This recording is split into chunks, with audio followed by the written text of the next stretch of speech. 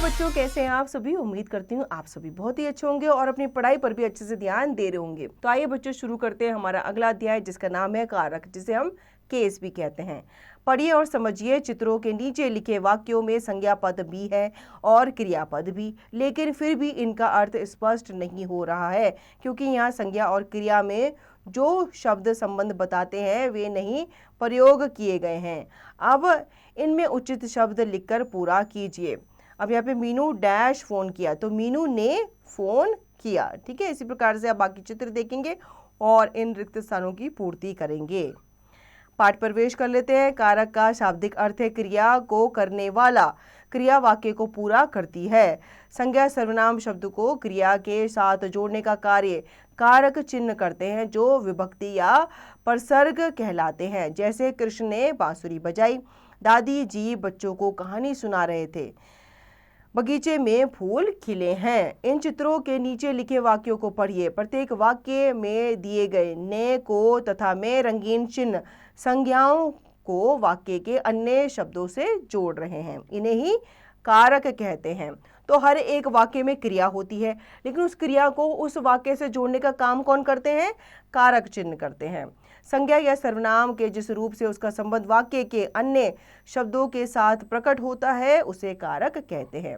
अब आते हैं कारक के भेद पे। ये भी हम जान लेते हैं, बहुत जरूरी है बच्चों जानना। कारक के कितने भेद होते हैं? 8 भेद होते हैं। कौन कौन से?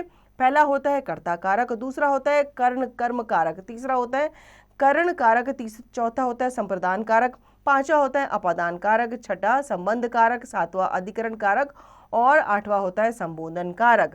प्रत्येक कारक के अपने अपने विभक्ति चिन्ह होते हैं, जो इस प्रकार है।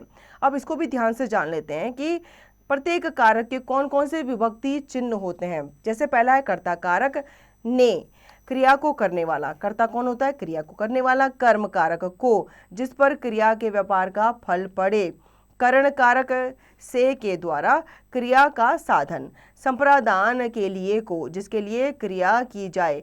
अपादान से, जिससे अलग होने की क्रिया का बोध हो। संबंध कारक का के की, क्रिया के अतिरिक्त। अधिकरण कारक में पर, क्रिया के होने का स्थान समय।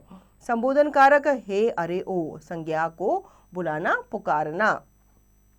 अब उनको विस्तार पूर्वक जान लेते हैं। कर्ता कारक क्रिया को करने वाला कर्ता कहलाता है।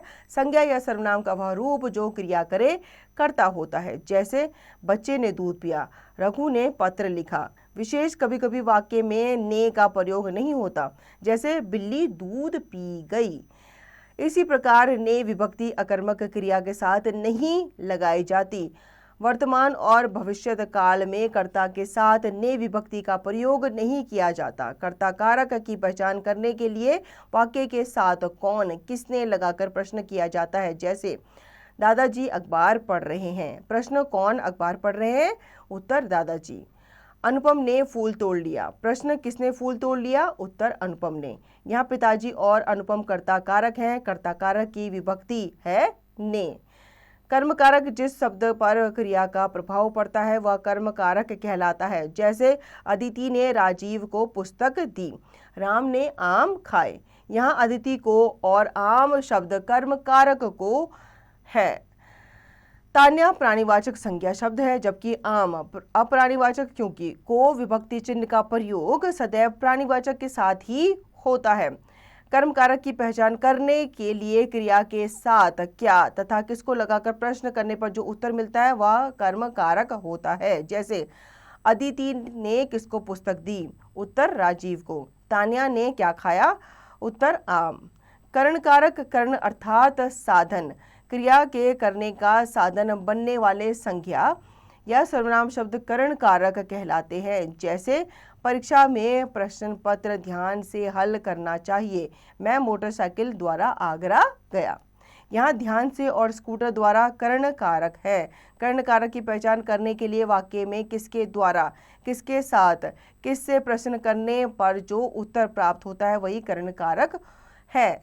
जैसे प्रश्न पत्र किससे हल करो? उत्तर ध्यान से। किसके द्वारा आगरा गया? मोटरसाइकिल द्वारा।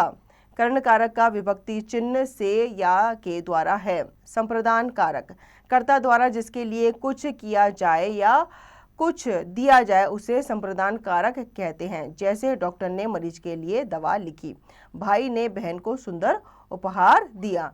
यहाँ मरीज के लिए और बहन को संप्रदान कारक के उदाहरण हैं।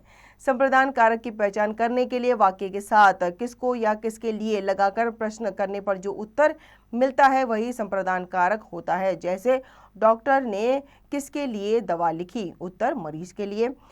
किसको उपहार दिया, उत्तर बहन को। संप्रदान कारक का विभक्ति चिन्ह को के लिए है। अपादान कारक संज्ञा या सर्वनाम के जिस रूप से उसके अलग होने का भाव प्रकट हो उसे अपादान कारक कहते हैं। जैसे पेड़ से फल गिरा, बंदर छत से कूद गया। यहाँ पेड़ से छत से शब्द अपादान कारक है जो अलग होने का बोध करा रहे हैं। अपादान कारक की पहचान के लिए वाक्य में आई क्रिया के आगे किससे या कहाँ से प्रश्न लगाकर पूछने पर जो उत्तर मिलता है वही अपादान कारक होता है। जैसे कहाँ से फल गिरा, उत्तर पेड़ से। बंदर कहाँ से कूद गया, उत्तर छत से। अपादान कारक की विभक्ति है से। विशेष अपादान कारक की विभक्ति से कई भावों को प्रकट करती है। जैसे डरना, सीखना, आरंभ होना, लजाना, दूरी बनाना, तुलना, अलग होना, निकालना, निकलना आदि। छठा है संबंध कारक। संज्ञा या सर्वनाम के जिस रूप से किन्हीं दो वस्तुओं अथवा व्यक्तियों के परस्पर संबंध का पता चलता है उन्हें संबंध कारक कहते हैं। जैसे यह उसकी साइकिल है, तुम्हारा घर बहुत बड़ा है। उसकी तुम्हारा सर्वनाम का संबंध साइकिल तथा घर से है जो संबंध कारक है। संबंध कारक के विभक्ति चिन्ह है का, के, की, रा, रे, री आदि। संबंध कारक के विभक्ति चिन्ह वाक्यों में प्रयुक्त संज्ञा सर्वनाम के लिंग अनुसार बदल जाते हैं। जैसे राम की बहन मीना का भाई। सर्वनाम शब्दों के साथ ही संबंध कारक की विभक्तियां लगाई जाती हैं। मेरा, उसका, उसकी, हमारे, हमारी। संबंध कारक की पहचान के लिए संज्ञा और सर्वनाम के साथ किसकी, किसका, किसके और किसने लगाकर प्रश्न करने पर जो उत्तर मिलता है वह संबंध कारक कहलाता है। किसकी गाड़ी है, उत्तर उसकी। किसका घर बड़ा है, उत्तर तुम्हारा। अधिकरण कारक क्रिया के होने के स्थान तथा काल का बोध कराने वाला कारक अधिकरण कारक कहलाता है। जैसे मेज पर फूलदान रखा है, बच्चे मैदान में खेल रहे हैं। वाक्य में क्रिया के साथ कहाँ लगाकर प्रश्न करने पर जो उत्तर मिलता है वही अधिकरण कारक होता है। जैसे फूलदान कहाँ रखा है, उत्तर मेज पर। बच्चे कहाँ खेल रहे हैं, उत्तर मैदान में। अधिकरण कारक के विभक्ति चिन्ह हैं मैं, पर, को, के ऊपर, के पहले, के बाद, के भीतर आदि। संबोधन कारक किसी को बुलाने या पुकारने में संबोधन कारक का प्रयोग किया जाता है। जैसे अरे इधर आओ, हे भगवान अब तुम ही बचाओ। संबोधन कारक के विभक्ति चिन्ह हैं हे, अरे, ओ आदि। इनके बाद विस्मयादि बोधक चिन्ह लगाया जाता है और कर्ता के साथ इसका प्रयोग होता है। करण कारक और अपादान कारक में अंतर। करण कारक और अपादान कारक दोनों की विभक्ति से है लेकिन दोनों के प्रयोग में अंतर है। करण कारक की विभक्ति से का प्रयोग साधन के रूप में किया जाता है जबकि अपादान कारक में से का अर्थ अलग होने से होता है। जैसे करण कारक वह कलम से लिखता है, अपादान कारक नकुल सहदेव अर्जुन से बड़ा है। उसने बस से सफर किया, गंगा हिमालय से निकलती है। तो एक में क्या है, संबंध बता रहा है और एक में उन दोनों की पृथकता, अलग होने का संबंध बता रहा है। हमने सीखा संज्ञा या सर्वनाम का संबंध क्रियापदों के साथ प्रकट करने वाले शब्द कारक कहलाते हैं। कारक के 8 भेद होते हैं, कर्ता, कर्म, करण, संप्रदान, अपादान, संबंध, अधिकरण और संबोधन कारक। कारक के चिन्हों को परसर्ग या विभक्ति कहते हैं। कर्ता कारक की विभक्ति ने का प्रयोग अकर्मक क्रिया, वर्तमान और भविष्यत काल के वाक्यों में नहीं किया जाता। अब क्या सीखा ये अभ्यास कार्य के द्वारा जान लेते हैं। सोचकर बताइए कारक का क्या अर्थ है, कर्ता किसे कहते हैं, से विभक्ति किस किस कारक की है, क्रिया का फल जिस पर पड़े उसे कौन सा कारक कहते हैं। अब लिखिए निम्नलिखित वाक्यों में प्रयुक्त कारक के उचित भेद पर टिक का निशान लगाइए। राधा ने बांसुरी ले ली। अब यहाँ पे क्या है, ये कर्ता कारक है, कर्म कारक है या फिर अधिकरण कारक है या फिर संबोधन कारक है। तो यहाँ पे ये क्या है, कर्ता कारक है क्योंकि यहाँ पे कर्ता कौन है, राधा। तो राधा के द्वारा क्या हो रहा है, यहाँ पे बांसुरी ले ली गई है। अगला है बच्चों, रेखांकित कारक चिन्हों के भेद लिखिए। पुस्तक मेज पर रखी है, तो यहाँ पे ये क्या है, ये अधिकरण कारक है क्योंकि यहाँ पे हमें बता रहे हैं कि पुस्तक कहाँ पे रखी है, मेज पर रखी है। इन वाक्यों में विभक्ति लगाकर दोबारा लिखिए। फूलों तितलियों बैठी है, तो फूलों पर तितलियां बैठी हैं। इन कारकों के विभक्ति चिन्ह लिखकर वाक्यों में प्रयोग कीजिए। करण कारक, अब करण कारक का चिन्ह क्या होता है? को। तो आप यहाँ पे को करके यहाँ पे वाक्य का प्रयोग करेंगे कि मैंने मोहन को पुस्तक दी। इसी प्रकार से आप बाकी कारक के चिन्ह लगा करके उनका वाक्य में प्रयोग करेंगे।